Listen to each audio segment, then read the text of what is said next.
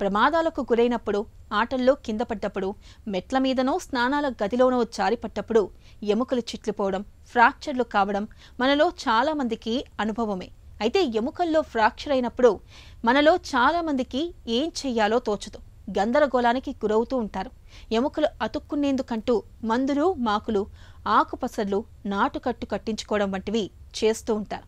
చివరికి అనవసర సమస్యల్ని కొని తెచ్చుకుంటూ ఉంటారు. నిజానికి విరిగిన ఎముక దానంతట అదే అతుక్కుంటూ ఉంటుంది. కాకపోతే విరిగిన ఎముక సజావుగా సవ్యంగా అతుక్కునేందుకు వీలుగా తగిన వైద్య సాయం పొందాలని చెబుతారు డాక్టర్లు. ఫ్రాక్చర్లు గురించిన పూర్తి వివరాల్ని డాక్టర్ని అడిగి ఇప్పుడు తెలుసుకుందాం.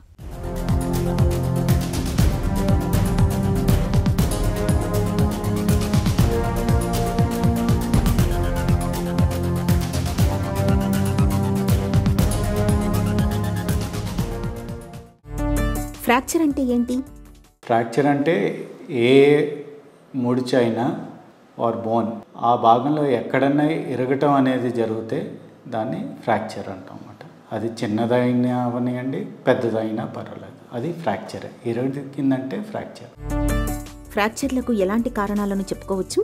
ఫ్రాక్చర్కి కారణాలు అనేవాడు చూస్తే దాంట్లో 95% ఆఫ్ ద టైం ఇవి యాక్సిడెంట్స్ వల్ల అవుతాయి. యాక్సిడెంట్స్ పెద్దవి అవ్వచ్చు, చిన్నవి అవ్వచ్చు. అట్లో బోన్ ఇరిగే అవకాశాలు చాలా హై. ఇది మోస్ట్ కామన్. రెండోది పెథలాజికల్ ఫ్రాక్చర్స్ అంటాం అన్నమాట. పెథలాజికల్ ఫ్రాక్చర్స్లో వేరే వేరే కారణాలు ఉంటాయి. ఒకటి ఆస్టియోపోరోసిస్, అంటే బోన్ బాగా పలచబడిపోవటం. ఇది కామన్గా మన పెద్దవాళ్ళలో వయసు వచ్చిన తర్వాత అప్పుడు మనకి బోన్ బాగా పలచబడిపోతుంది. వీటిల్లో మనం ఏమీ పడవలసిన అవసరం లేదు, దెబ్బ తగలటం కూడా అవసరం లేదు. మామూలు మన చిన్న చిన్న పనుల్లో ఫ్రాక్చర్ అయ్యే అవకాశాలు ఉంటాయి. దీన్ని ఆస్టియోపోరోటిక్ ఫ్రాక్చర్స్ అంటాం. కొంతమందిలో బోన్లో ఇన్ఫెక్షన్ ఉండే అవకాశాలు ఉంటాయి. వీటిల్లో కూడా ఫ్రాక్చర్స్ అయ్యే అవకాశాలు ఉంటాయి. కొంతమందికి బోన్ క్యాన్సర్ ఉండొచ్చు. మనకి బోన్ క్యాన్సర్ అని తెలియకపోవచ్చు. ఇలా ఫ్రాక్చర్ అయినప్పుడు మనం దాన్ని కనుక్కుంటానికి ఎందుకు ఇలా నొప్పి ఉందో అని కనుక్కుంటాము. అప్పుడు మనకి క్యాన్సర్ ఉందన్నట్టు తెలుస్తుందన్నమాట. ఇవి వేరే వేరే కారణాలు అన్నమాట ఫ్రాక్చర్ అవ్వటానికి. ఫ్రాక్చర్లు ఎన్ని రకాలుగా అవుతుంటాయి? కామన్గా మేము 2 భాగాలుగా విడదీస్తాం. ఒకటి ఓపెన్ ఫ్రాక్చర్ అంటాం. దీంట్లో ఏమవుతుందంటే చర్మంలో గాయం ఉంటుంది. ఇరిగిన బోను ఈ గాయం నుంచి బయటకు కనపడుతుంది అన్నమాట. దీన్ని ఓపెన్ ఫ్రాక్చర్స్ అంటాం. క్లోజ్డ్ ఫ్రాక్చర్స్ అంటే ఏంటంటే బయట గాయం ఉండదు, ఫ్రాక్చర్ లోపలే ఉంటుంది, మనకి బయట కనపడదు. ఇవి మెయిన్గా డివైడ్ చేసుకుంటాం. రెండో విధంగా ఏంటంటే జాయింట్ దగ్గర మన దగ్గర ఏమన్నా ఫ్రాక్చర్ అవుతే దీన్ని ఇంట్రా ఆర్టికులర్ ఫ్రాక్చర్స్ అంటాం. ఇంకోటి జాయింట్ నుంచి దూరంగా వేరే మధ్య భాగంలో, చేతి మధ్య భాగం, తొడ మధ్య భాగంలో అలా అవుతే దీన్ని షాఫ్ట్ ఫ్రాక్చర్స్ అంటాం. మూడోది ఎన్ని ముక్కలు బట్టి కూడా మనం దీన్ని ఫ్రాక్చర్. సింపుల్ ఫ్రాక్చర్స్ అంటే ఒకటే ఫ్రాక్చర్ లైన్ ఉంటుంది, బోన్ అనేది 2 ముక్కల కింద ఇరుగుతుంది. దీన్ని సింపుల్ ఫ్రాక్చర్స్ అంటాం.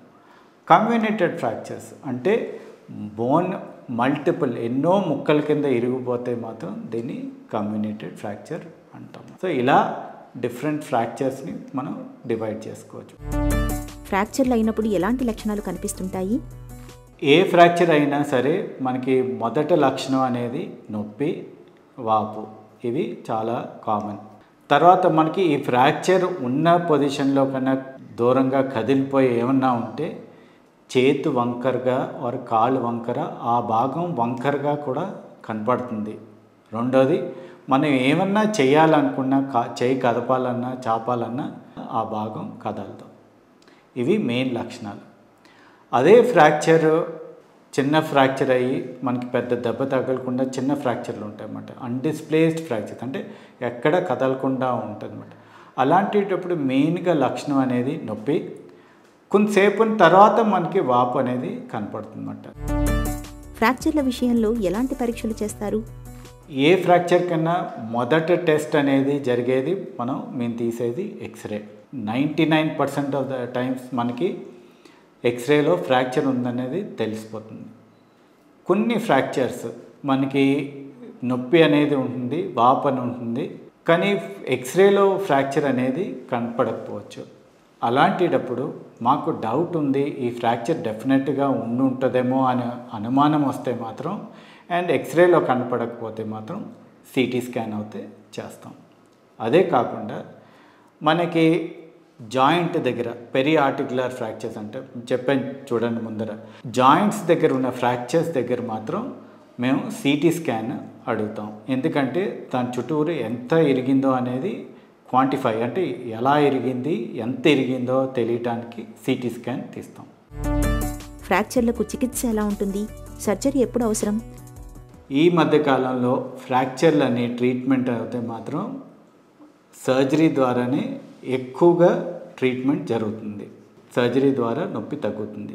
రెండవది మనకి మూమెంట్, అంటే ఇప్పుడు చెయ్యి అయినా సరే కాలు అయినా సరే మూమెంట్ సర్జరీ చేసిన వెంటనే మర్చుకుంటాం, చాపటం అనేది జరుగుతుంది. బెడ్లోనే పడుకుని దాన్ని కాపాడుకుంటూ ఉండటం అనేది ఉండదు. మన ఫిజియోథెరపీ మా హెల్ప్ తోటి వేరే వాకర్ తోటి స్టిక్ తోటి నడుచుకుని మన చిన్న చిన్న పనులు కూడా చేసుకునే అవకాశం ఉంటుంది సర్జరీ ద్వారా. లెంత్, అలైన్మెంట్ అండ్ రొటేషన్ ఇవన్నీ కూడా నార్మల్గా ముందర మీరు ఎలా ఉండేవారో అదే విధంగా తీసుకొస్తాం ఫ్రాక్చర్ సర్జరీలో. ఎముక విరిగినప్పుడు, ఫ్రాక్చర్ అయినప్పుడు నాటు వైద్యాలు చేయడం ఏమంత మంచిది కాదు. ఈ ప్రయత్నాల వల్ల విరిగిన ఎముక సరిగ్గా అతుక్కోకపోయే ప్రమాదం ఉంటుంది. ఆధునిక వైద్యంలో ఇవాళ ఫ్రాక్చర్లకు పీఓపీ కట్టు మొదలుకొని స్క్రూలు, రాట్ల వరకు చక్కటి చికిత్సలు అనేకం అందుబాటులో ఉన్నాయి.